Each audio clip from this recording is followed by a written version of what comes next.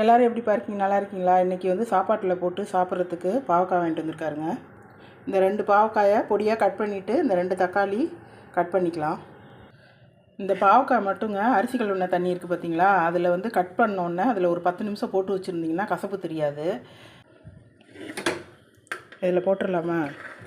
இதில் சோம்பு பொடி பண்ணது ஒரு 1/4 டீஸ்பூன் போட்டிருக்கேங்க. அதாவது பெருஞ்சீரகம் மிக்சியில் பொடி பண்ணி 1/4 டீஸ்பூன் போடுவேன். அப்புறம் முழுசாக போட்டுறாதீங்க, வாயில் வந்துக்கிட்டே இருக்கும். ஒரு 1/4 டீஸ்பூன் மஞ்சள் தூள், அவ்வளோதான். இப்போ தண்ணி ஒரு கிளாஸ் ஊற்றிக்கலாம். ஒரு டம்ளர் அளவு ஊற்றிக்கலாங்க. இது ஒரு 5 விசில் விட்டு வேக வச்சுக்கலாம்.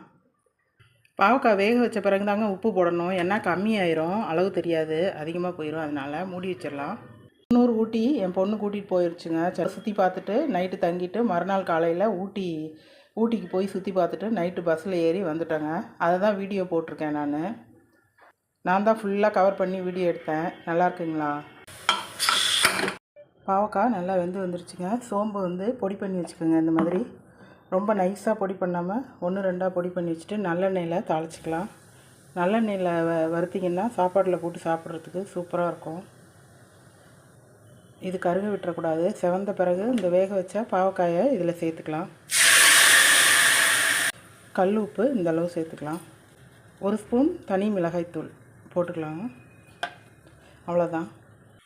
அடுப்பை லோ ஃப்ளேமில் வச்சுட்டு இது தண்ணி வற்றி வர்ற வரைக்கும் அப்புறம் பார்க்கலாங்க. மூடி வச்சிடலாம். இந்த மிளகாய் வாசனை போகட்டும், அப்புறம் பார்க்கலாங்க. கொஞ்சம் ஈரப்பதமாக இருக்கையிலேயே தண்ணி வற்றி வந்துருச்சுங்க. கொஞ்சம் ஈரப்பதமாக இருக்கையிலேயே எடுத்துடணும், அடுப்பை ஆஃப் பண்ணிடணும். இதே மாதிரி நீங்களும் செஞ்சு பாருங்கள். இந்த வீடியோ பிடிச்சிருந்தால் லைக் பண்ணுங்கள், ஷேர் பண்ணுங்கள், கமெண்ட் பண்ணுங்கள், சப்ஸ்கிரைப் பண்ணுங்கள். தேங்க்யூ.